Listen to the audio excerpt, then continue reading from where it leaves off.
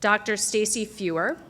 So Dr. Feuer is the Director of Health Psychology for a large medical group in the Chicago area, and she's a licensed clinical health psychologist. And I just became aware of this field of health psychology somewhat recently. So for those of you who don't know, she's going to explain to us what this means, because it's important for folks who are seeking mental health support to understand that folks who are dealing with chronic diseases have a different set of concerns, and maybe we need to do some work to educate the psychologists and the psychiatrists and the therapists that are out there about HPP and our specific challenges. Back to Dr. Feuer. She holds a master's in leadership development in healthcare and the biotechnology industry, and she has a passion for working with individuals with chronic medical illnesses as a psychologist, a healthcare consultant, and a speaker. Through her work, she helps patients live healthier, more resilient lives while coping with a wide range of medical conditions. She specializes in individuals living with the special challenges of rare, ultra-rare, and/or genetic diseases. She feels that health is more than just the sum of our physical ailments and aims to help patients develop and increase an overall sense of well-being in their daily lives, even while living with chronic medical issues. Stacey herself was diagnosed with Gaucher disease type 1 in 1997, and she's been a speaker, consultant, and advocate in the Gaucher community for more than 25 years. She enjoys educating, connecting with patients, family and medical providers, and industry leaders, so she's very at home here today, including working on several boards and committees in the rare disease space. So in her free time, she enjoys reading and traveling and playing the violin. We should have had you bring your violin, Dr. Feuer. Anyway, with that, please join me in welcoming Dr. Feuer to the stage. Hi, everyone. Thanks, Deb. So first of all, I'd like to give a sincere thanks to Softbones and particularly Deb Fowler for the invitation to speak here tonight, and the whole Softbones team, and all of you for taking time out of your lives to come here and to be with one another and to support one another. As Deb mentioned, so, I have my whole resume, my professional resume, but really the most important thing you need to know about me standing up here is that when I'm not up here, I'm out there with you. So because I am a rare disease patient, sometimes I'm the speaker and sometimes I'm the listener. So I know what it feels like to sit where you're sitting as well as to stand up here. And that's really how I got into this area. People ask me all the time, how did you get into such a specific specialty? And I say, well, because I've lived it. I was diagnosed with type 1 Gaucher disease at the age of 20 after being seemingly healthy up until that point. And I spent about a decade being severely disabled, essentially bedbound, in and out of hospitals for surgeries, using a wheelchair or a walker or a cane to get around. For the better part of my 20s, I was very, very ill. And during that time, amongst everything else, what really stuck out for me was that nobody talked about mental health. I would go to these conferences like you're here today, back in the late 90s, early 2000s, and since. And obviously the medical portions of this are the most important part, right? That's really why we're all here. But there was never anything about mental health. And I don't know about you all, but I needed it because I felt depressed and anxious and traumatized and alone. And nobody talked about it. And so I went and I did a lot of research on my own. And eventually when my health improved around my late 20s, early 30s, I decided to freak out everybody I knew, move half a country away, and pursue a full-time doctorate degree. And just so you know, my criteria for graduate school for doctorate education was a beach, a good program, but a beach, and proximity to my Gaucher specialist, right? So these things affect all of our decisions. And so, like this group that was created, what I realized was that in the rare disease community as a fellow zebra, if I wanted something done, I was going to have to do it myself. And so I am thrilled today, looking back now on this 27-year journey so far, since I was 20 when I was diagnosed, And every day I now get to provide this information to other rare disease patients who may have never heard it before. So all of that to say, thank you for having me, and here we go. Okay, so our agenda today is we're going to talk a little bit about trauma and chronic medical illness, where that fits in. We're going to talk a little bit about trauma and stress, and then we're going to talk about what can we do, because I'm a big fan of the so what philosophy, right? Research needs to have a so what. What do we do with it then? Okay, so I'm going to start with this one. So what is trauma?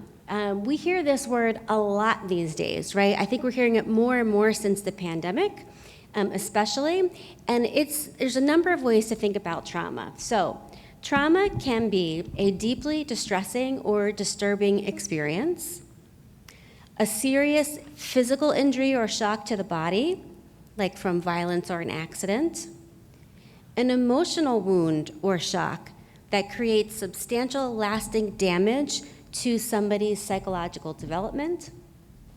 Importantly, you can be traumatized if you are the victim or if you are the witness. So if you watch somebody else go through what feels like a life-threatening experience, you can be traumatized by that. Also importantly, trauma is about how we perceive the event, not about the facts. And what I mean by that is we often get told when we're traumatized, but that's not what happened, okay? So when I was first in the hospital at the age of 20, I was told I was going to die. I was told I had leukemia, which is a common misdiagnosis of Gaucher disease, and that I was going to die. That was false information. It turned out not to be true.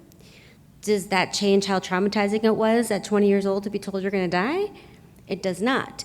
So how I perceived that event, even though it was objectively false, created trauma. Make sense? Okay. And then the last point here is trauma can be, it can result from an event, a series of events, or a set of circumstances that are perceived to be emotionally harmful or threatening, or physically harmful or threatening, and that have a lasting and adverse effect on someone's functioning of all kinds. So trauma persists, is to sum that up, right? It's not just what happens in the moment, but it can stay with us and intrude later on down the line in our life. Okay, so what does trauma look like? Well, there are physical, cognitive, emotional, and behavioral signs of trauma. If we look here, let's see if this will work.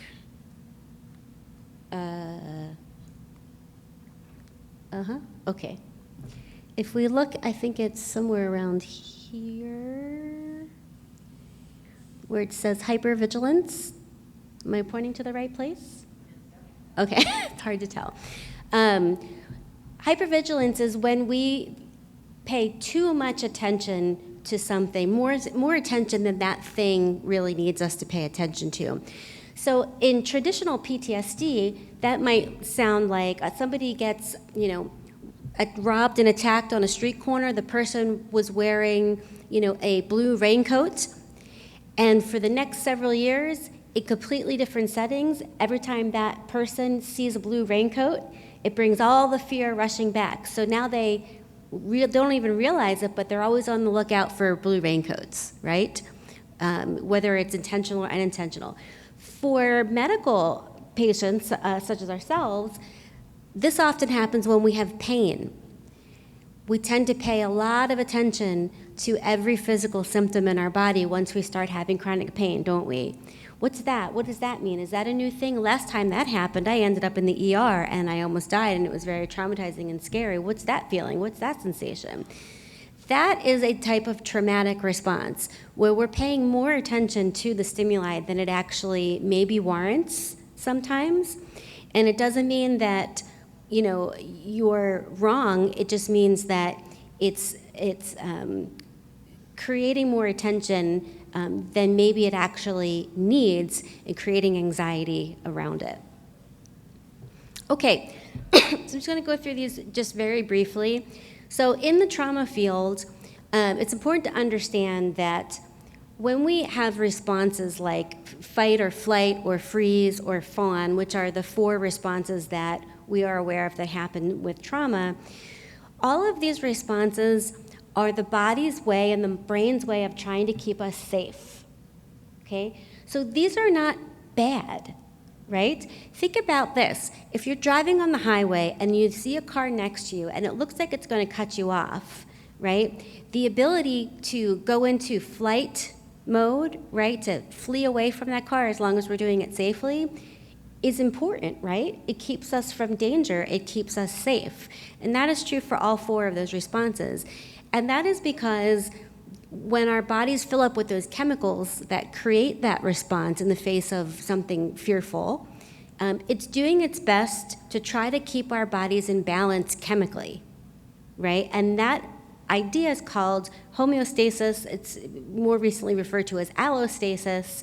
And all you need to know about that is that it's a natural body process. So when we feel anxiety and fear, that is our brain's way of trying to protect us and keep us safe, okay? There are 2 kinds of stress, at least, that we know of. There's distress, which is what we tend to think of stress being, right? Something negative happens and makes us feel bad. There's also eustress. Has anybody ever heard of eustress? Yeah? You stress, me stress, we all stress? Oh, dad jokes. Okay. So eustress is what is called, quote unquote, positive stress. So this would be, stress is really, it's started to have a mental health component to it, but stress really is talking about stress on our systems, right? Things that cause our body to have to regulate itself in the face of that thing. So there's distress, which causes us to go in chemically in directions that start to wear and tear on the body. And there's eustress, which actually helps build our body's defenses and resources, right? So we might experience eustress when somebody throws us a surprise party, right? We're surprised. It stresses the system, but it doesn't feel negative, right? Okay, 2 kinds of stress. And the last point there, emotions are data, is just something I want to plant in your brain. I want to plant this seed that all emotions, I don't believe in positive and negative emotions, right? All emotions are data. Even fear, even sadness, even anger, even jealousy, they're all data.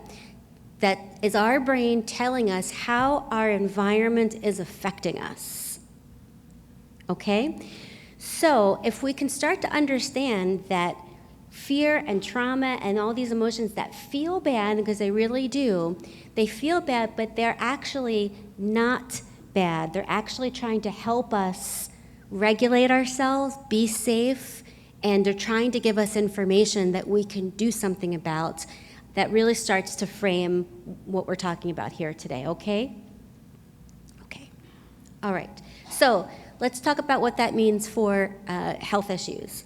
So the trauma of being sick can happen a lot of different ways. First of all, there's the physical effects of your particular diagnosis, right? If you have pain, especially chronic pain, if you're not able to sleep well, GI symptoms, brain fog, fatigue, all of these things aren't necessarily what we call big T trauma necessarily, depending on the individual, but together, especially cumulatively, they can start to create a underlying constant level of distress, right? Because it never goes away, or we have exacerbations and remissions, so we're up and down, up and down, up and down. In addition to that, the medications that we take may cause difficulties. They may affect our energy differently. We may experience weight changes. They may cause new medical issues, and then we have to take a 3rd medication to balance the side effects of that medication. Or they may just not make you feel like yourself. You may feel off when you take those medications that are necessary for your survival.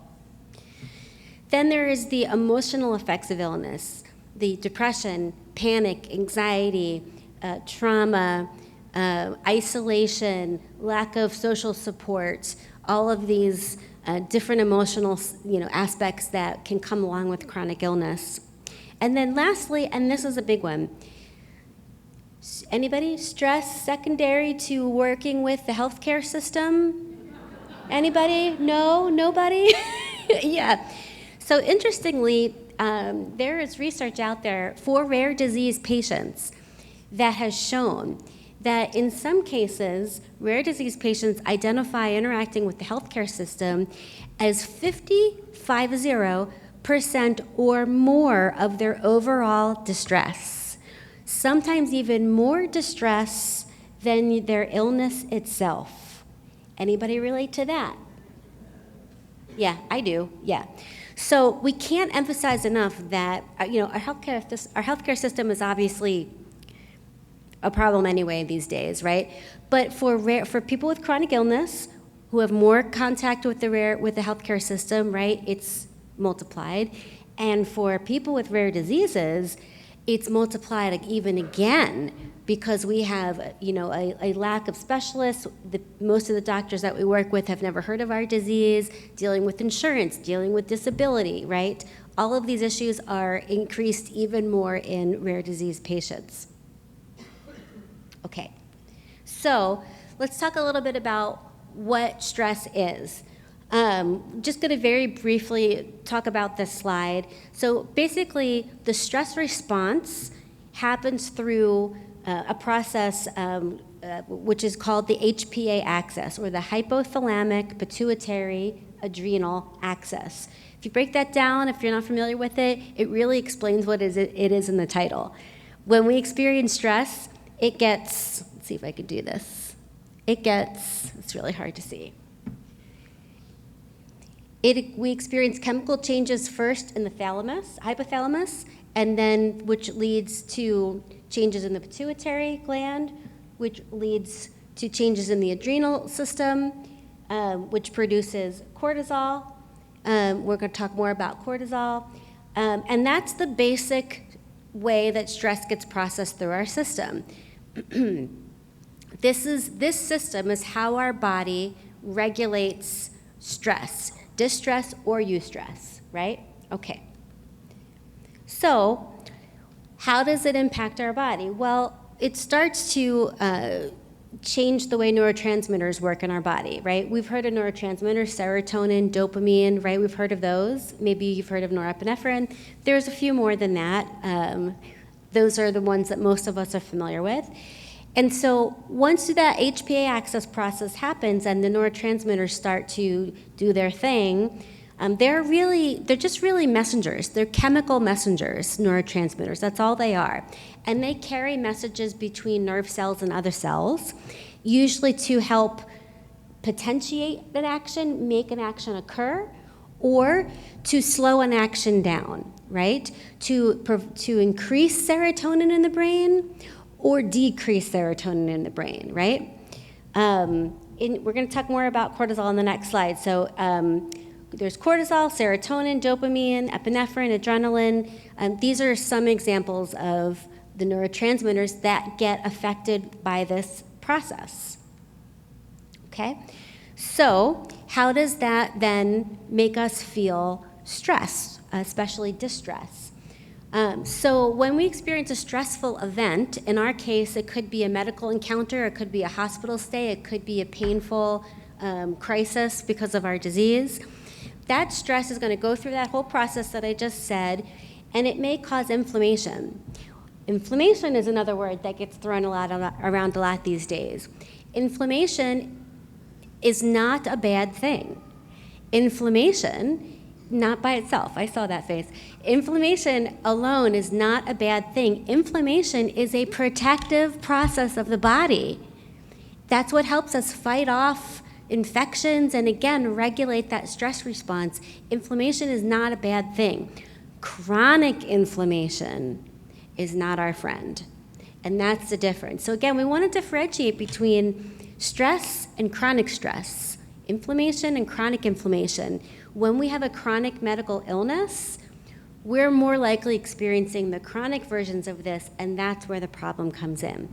So when stress causes inflammation and it goes through that HPA axis process, one of the things that happens is it increases cortisol. And cortisol plays a big role in some of the negative effects that we start to feel with chronic stress. Chronic cortisol increases can suppress non-essential immune response like digestion. And again, why does this happen? Because when we were living on the plains and running from the buffalo, the body shut down our hunger so that we had more energy to run away, right? In and of itself, not a bad thing. When it happens every day, when we're not running from a buffalo, we're just trying to get from the bed to the couch, it becomes a problem. It can increase glucose production, which is why stress plays somewhat of a part in diabetes, decrease insulin. It can narrow our arteries. Again, all of this is to help us fight or flight or freeze, right? If our arteries get narrowed and our blood pressure goes up, right, that makes it easier for us to pump blood to our extremities so that we can run away. Except we don't have anything to run away from anymore. So it just creates this kind of toxic process for us. It can increase adrenaline, decrease lymphocytes, which help us fight off infection, and increase what are called pro-inflammatory cytokines, which can create a whole other host of cascade of problems. So this is just some examples. Chronic stress and inflammation can lead to some of these types of issues, which in and of themselves are helpful for our body, but not when they happen all the time and every day. Okay, so to sum that up, stress is helpful until it's not. The stress response is our friend. Chronic stress is not.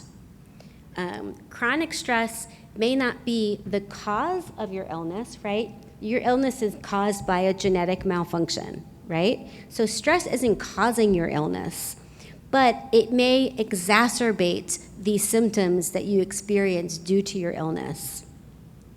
And lastly, most importantly, in terms of the healthcare system component, the existence of chronic stress does not mean that doctors get to stop providing us appropriate care, right? How many of you have been told, it's stress, I can't help you, go see your friendly therapist? Yeah. Many people come to my office because their doctors didn't know what to do, put it down to stress, and send them to me.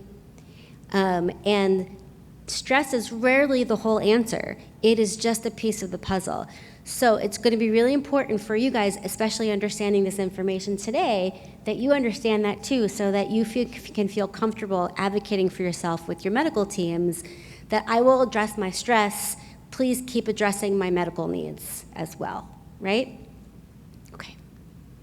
Okay, so the last piece here in this section is this idea of how the level of demands and control that we have can affect our stress. So when we have, on the left here, a high demand, low control situation, right? So it's a situation that it's asking a lot of us, but we have very little say in how it goes, no matter what we do. Our stress is going to be higher. We have, chronic health issues that there's only so much we can do about, but it takes something out of us all day, every day. High demand, lower control, higher stress. Conversely, when you have the opposite, when we can start to shift that balance, finding even small things that you can feel you have a little bit of control over to help change that balance a little bit, that can help bring your stress down. Honestly, this is one of the things that therapy helps with. It helps people to look at some of these situations and figure out, are there things here that I can do to shift that demand control balance, right? If I can work on my sleep, even though I can't fix my pain right now, if I can get my sleep under control, will I feel a little less overwhelmed day to day? If I can work on, finding creative outlets for my stress, that help me feel like I'm putting it to good use, will that help shift that demand control balance? So it's an important thing to consider. What does overwhelmed mean? Does anybody have a definition they want to throw out there? What do you think it means to be overwhelmed? Is it that?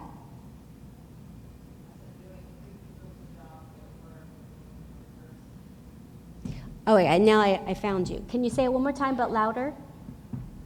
When you're working and you're doing three people's job, Exactly. Yeah. You just described it perfectly. So being overwhelmed really means the demands of this situation exceed my resources. That's it. That's what it means. Anybody feel like that day to day with a chronic illness? Oh, got powerful hands. Okay, I see the power hands. All right. Okay. All right, so let's get to the good stuff. So what can we do? What is the point of knowing all that information? So you hear this stuff out there every day. One of the things that frustrates me to no end is those oversimplified memes that say, just take a deep breath. Or somebody says to you, you know, if you would just go to sleep, you would feel better. Really? I didn't know that. So I want to be clear that because I have been on the other side of this for most of my life, I assure you that that's not what this is. I am not a fan of those kind of toxic, oversimplified suggestions. I don't think they're helpful. What I'm interested in is the real things that actually work. And these are things that I do with my patients all day, every day, for various reasons. They have physiological benefits, and they have emotional benefits, and they help our stress, and they help with that whole process that we just talked about. They are not going to fix your diagnosis, but they may help your stress, and that may help you feel better day to day, even 10%. Okay? So, what can we do? We can work on our sleep. Does anybody know what sleep hygiene is? In the front here?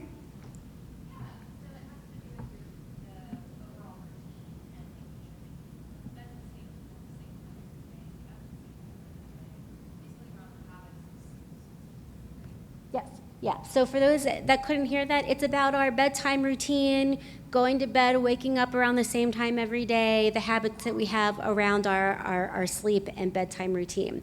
So there's a whole lot of these. I'm not going to have time to do, we could do a whole session just on sleep psychology, but the most important bits are developing a routine, which means trying to go to bed around the same time every night, trying to wake up around the same time every morning, even on weekends, even on holidays. And there's a reason for that, which is that our body starts to anticipate those sleep and wake times when we get in a routine. So the more consistent we are, the more likely we are to be consistent, right? Related to that, it's not just the going to bed itself, it's the routine around going to bed. So I encourage my patients to pick a bedtime, and about 30 minutes, 30 to 45 minutes before that bedtime, start to have a routine that you do mostly the same every night. Maybe you get in your pajamas, maybe you brush your teeth, wash your face, maybe you have a cup of relaxing tea or milk.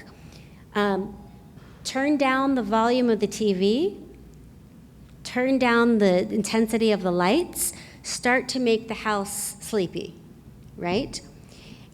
And then maybe you start to get into bed about 15 minutes before your bedtime. Try to do that similar routine every night if you can. Now, I realize that this isn't always possible, right? So perfection is not the point here. It's the idea that, let's say, at least 75% of the time, your bedtime routine looks about the same. Because here's what's going to happen. You do that for 2 weeks, every night. Around day 1 of the 3rd week, you're going to start yawning about 30, 45 minutes before bedtime. Because you get in your pajamas, you do your routine, you turn the lights down, and your body has now learned, oh, lights down, pajamas, it's sleepy time. Hello, melatonin, woohoo, right? And then it starts to happen automatically. The other really important part about this is we really want to try to sleep in our beds. I am so guilty of falling asleep on my couch. So I'm going to just do what I say, not what I do. But we all can get in this habit, and unless there's a real reason why you can't sleep in your bed, and sometimes there is, you really want to make your bed and your bedroom a sanctuary. So we're talking about comfort, temperature, maybe blackout shades on the windows. If you work in bed, stop it. If you use your bed as a storage facility, stop that too. If your partner snores and rolls over, send them to the doctor so that they can get their stuff fixed. If you have pets that sleep on the bed, consider not having them do that if it disrupts your sleep. I have people that tell me, if I don't let them sleep in the bed, it will definitely disrupt my sleep. So it has to work for you. And the most important thing, and I know we all hear this all the time, but it's so true, you know what I'm going to say, right? No cell phones. As few devices as you can in the bedroom, TVs, cell phones, tablets, all that stuff. At the very least, try to turn them off at least 15 minutes before you turn the lights out and close your eyes. They will interfere with your sleep quality. And also, if a text happens, if it starts buzzing over here on the side, it's just going to interrupt your relaxing time. So it's really, really important to do that. The bedroom and the bed has two purposes and should only have two purposes: sleep and sex. That is it. If there's other things going on in there, it is not a relaxing space, right? So it's really important. The second point here, sleep quotient. Again, we could do a whole hour just on that, but really what it means is your time asleep should be about equal to your time in bed. So what that means is try not to lay in your bed before you go to sleep or after you wake up for much longer than, say, 10, 15 minutes. Because what happens? Your brain starts to associate the bed with just laying there not sleeping. We want your brain to associate the bed with sleeping, right? So when we have chronic health issues, it's not uncommon to spend a lot of time in bed. And if you have to, you have to, right? That's just the way it is. But if you don't have to, try to spend only the time in bed that you need to sleep.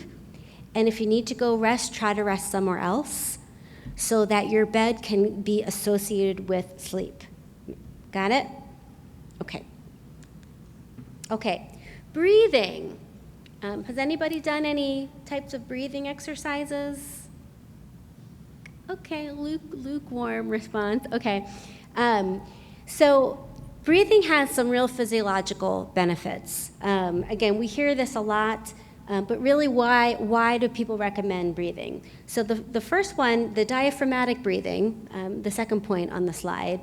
Diaphragmatic breathing, or deep breathing, is when we breathe from our diaphragm, which is here, right?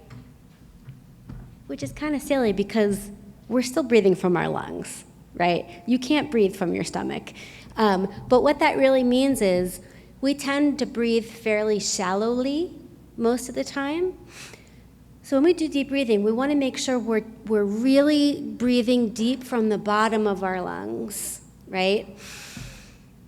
That kind of big, deep breath, right? That gives us a lot of air to release afterwards.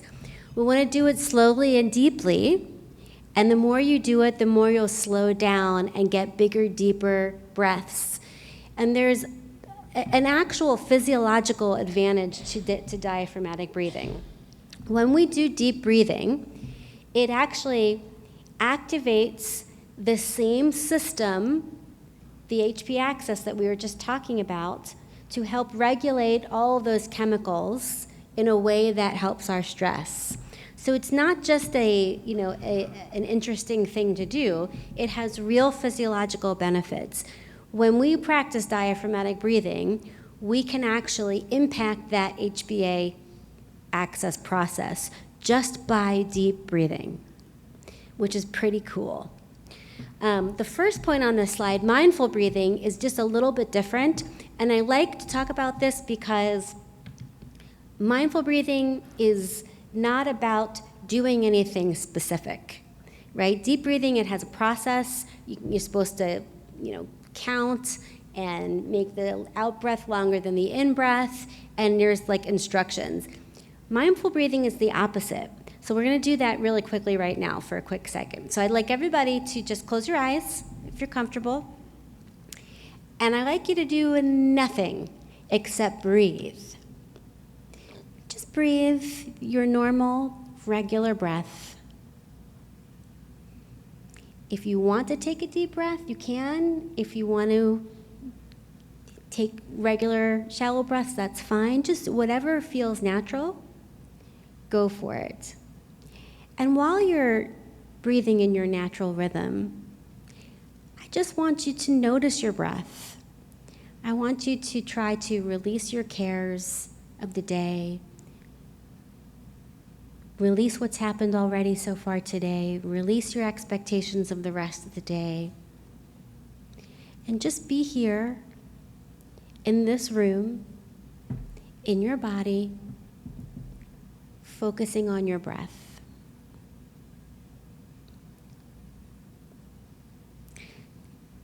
Take a quick minute to think about what your breath does for you all day, every day, behind the scenes, without our even noticing. When we breathe in, we take in oxygen that helps nourish our body, our muscles and our bones and our organs, brings in clean new air for our body.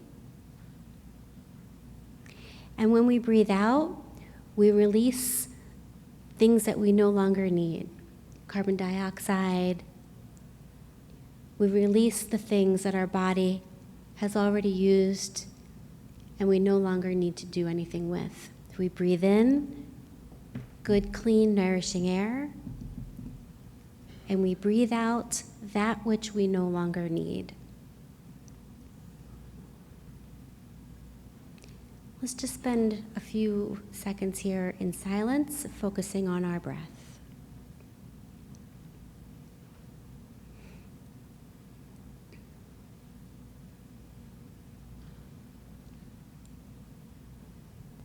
Okay, when you're ready, you can slowly open your eyes and come back to the room.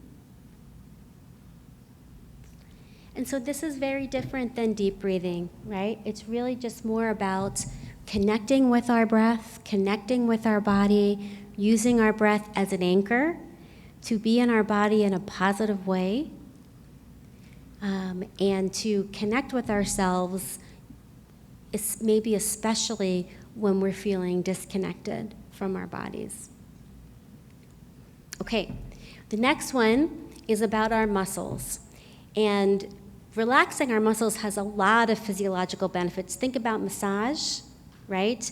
But there are other ways that we can go about relaxing our muscles that we can use as a intentional stress management strategy. So progressive muscle relaxation, I'm not going to go through the whole thing today, but essentially what it is going through our muscle groups in a sequential order, starting with our toes. We would curl our toes and hold them tight and release them. And then tense our calf muscles and hold them tight and release them. All the way up the body, your legs, your butt, your stomach, your hands, your arms, your neck, your face, right? And it's all about tensing the muscles, holding them there for a little bit, and then releasing them.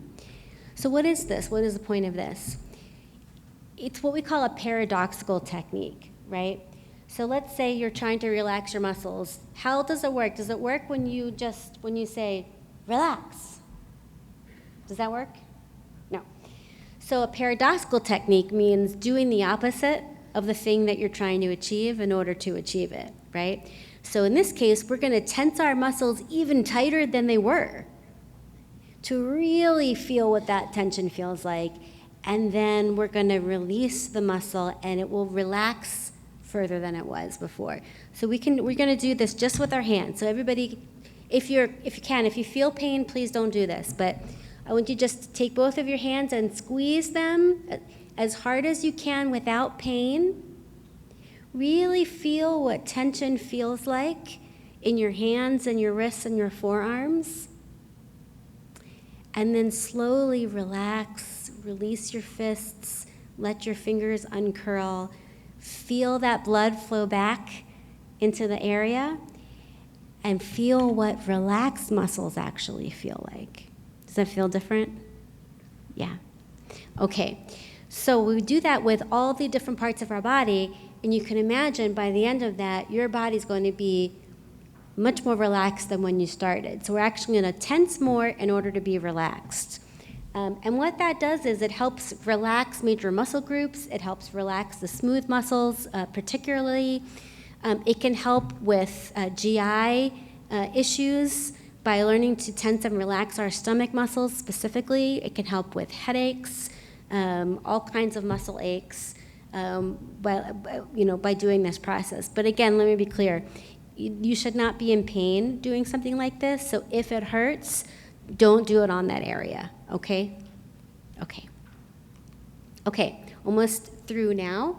So then we have what's called grounding techniques. And grounding techniques are another way to try to be in the moment with our circumstances, even when they are stressful or painful.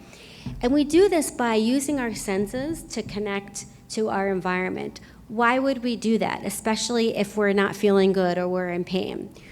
Well, the reason for that is because we're trying to actually experience the world with all of our senses, and when we're in pain, we're only focused on the sensation of touch and feeling, right? So if we try to use our other senses, then we're actually going to, whether we realize it or not, we're actually going to diminish that pain sensation because we're using the rest of our body to focus on our entire environment and situation, not just our pain. So we might do this with eating or walking or with nothing at all. So if we do this with eating, let's say you use a Hershey Kiss, right? So you take a Hershey Kiss, and the first thing you do is you just look at it. Now, if you're a hungry duck like me, this might be a little challenging. But you look at the Hershey Kiss and you use your sight to really experience that Hershey Kiss in a way maybe you've never looked at it before.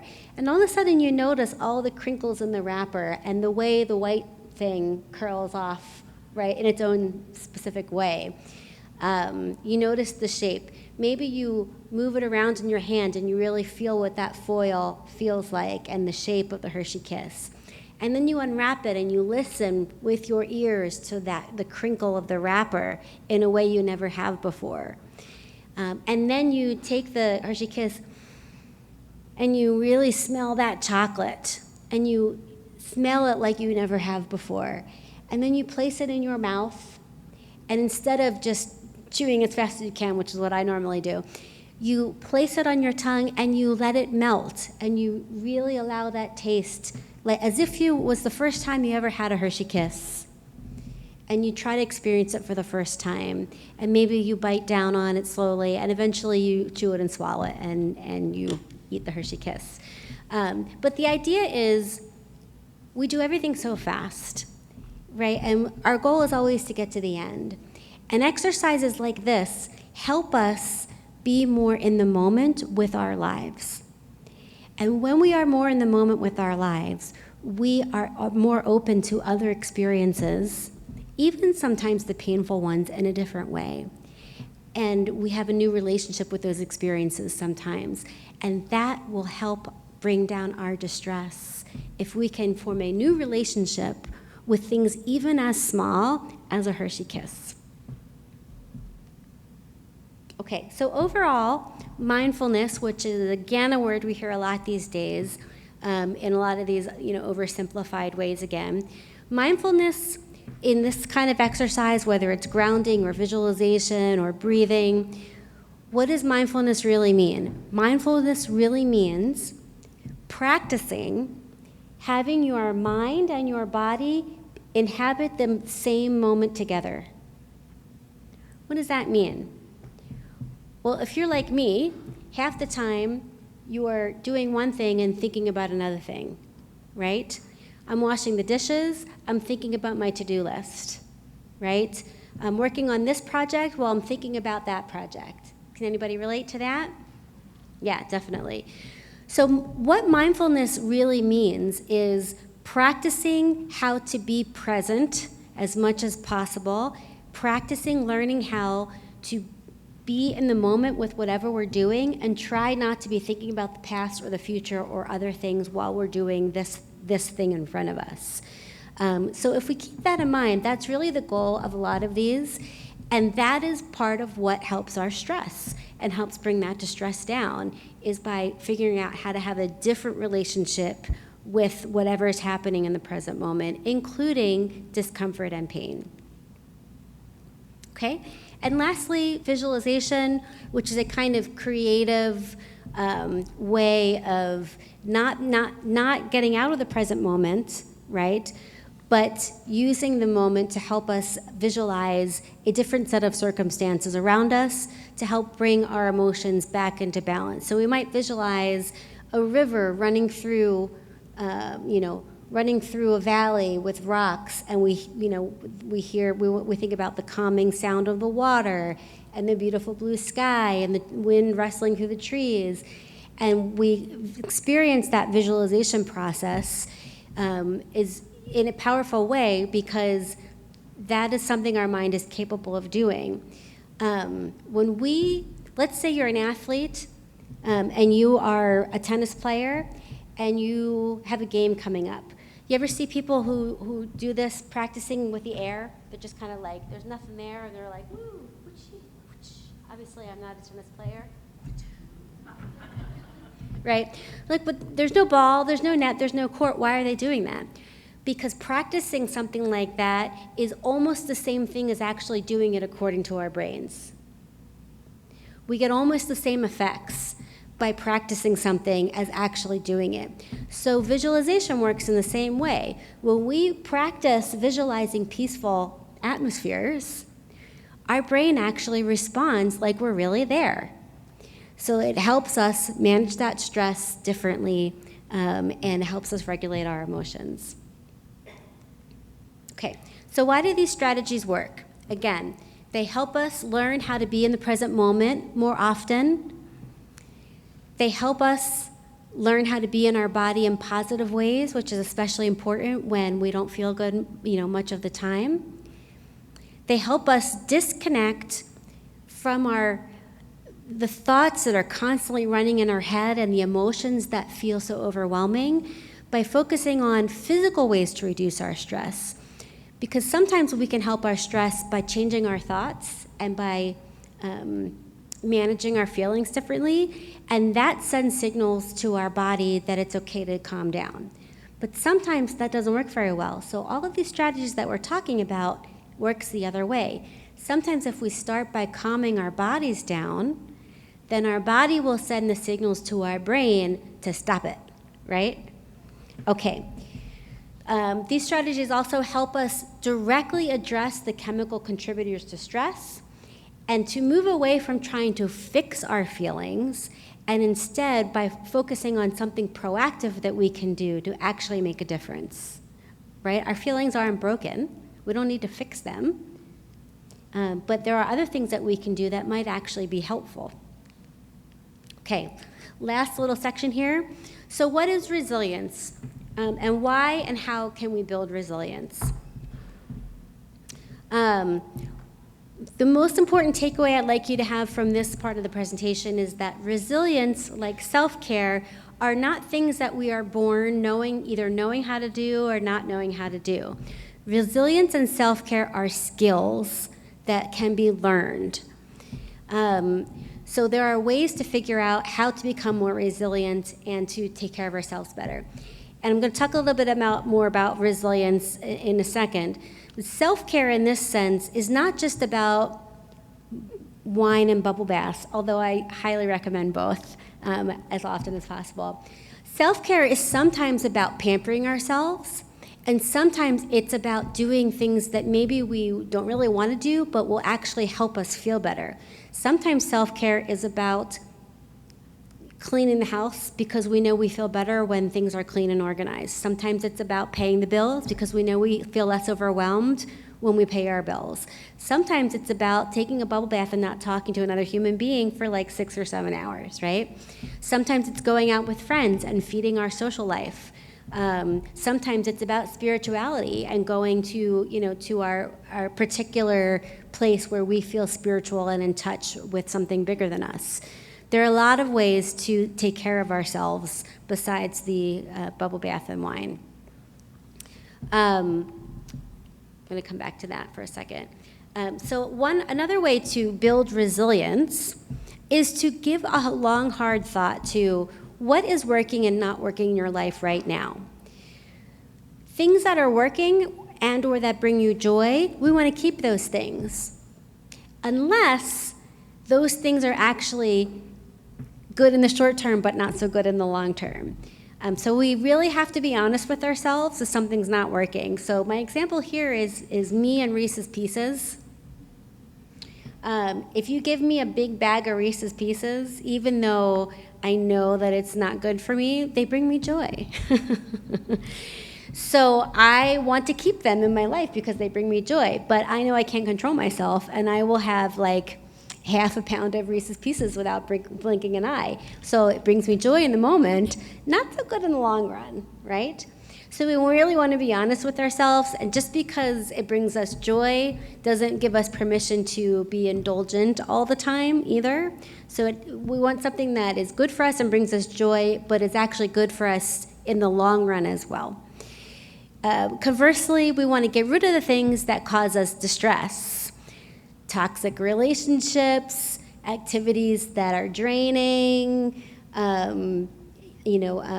things on our to-do list that feel urgent that maybe really aren't urgent. So we want to remove those things, unless removing those things causes you long-term stress. If your boss is the one that's toxic and you really need a paycheck right now and there's no other job on the horizon, that may not be the first thing you want to get rid of, right? At least yet. Or exercise, right? That causes me distress. I hate to exercise, but it's good for you, so we want to keep that on there, even though we might want to get rid of it. And then lastly, we want to maintain the things that are working that we already do. Whatever habits and activities, diet, social connections, the medical things that you have to do, if they're working for you, great. Keep them where they are. Okay, so let's go to this last slide here. Okay, so really, really important point about resilience. One last word that we hear a lot these days, right? That we don't really understand what it means. So this information comes from an article that was actually published in a business magazine a few years ago, and I just thought it was so spot on to understanding what resilience really means.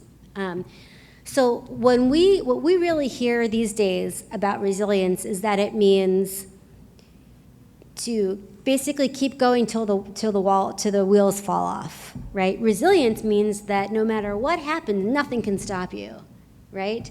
Pain can't stop me, illness can't stop me. I'm just going to keep going, and that's resilience.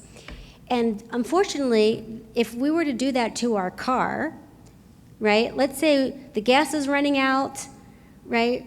The important fluids in a car are running out, whatever those are. The engine's smoking, our tires are getting flat, everything's overheating. Is it resilient for the car for us to just keep driving it until what's going to happen if we do that? Yeah. Right? We're not going to have a car. It's going to die. It's going to explode, right? So that doesn't work for a car, and it doesn't work for us either. For us just to keep going until the wheels fall off is not resilience. It's just persistence for the point of persistence, right? So resilience is not about how we persist. Resilience is about how we recover. What does that mean? We have to learn how to take breaks. We have to learn how to slow down and recover like we would for our car. We have to learn how to let the engine cool down and take a break. And that's how we have the energy then to try again. An important point here is that resting is not this. That's not resting. Scrolling on our phones, not resting. Resting is doing something that's actually restorative, right? So it could be sleep. It could be, reading something for fun, watching a comedy on TV, going for a walk, hanging out with friends, not interacting with people for a few hours to kind of rebalance yourself. If you're an introvert like me, that's a really important one. But just stopping and resting are not the same things as recovering. So you really want to do things that restore your energy physically and mentally, okay? So if you want to build resilience, you can start by learning how to stop. Okay. And so this is a meme that I do like. If we're being resilient, part of being resilient is to understand that showing up every day doesn't look like the top line. We don't have to be at 100% every day to show up. Sometimes showing up every day looks different every day. Our tank looks different every day, and that's okay. And that is part of what resilience means, is understanding that that's okay, and we don't have to try to do the top line if we can't. Okay? All right. Thank you so much. I really appreciate your time. Have a great rest of the day.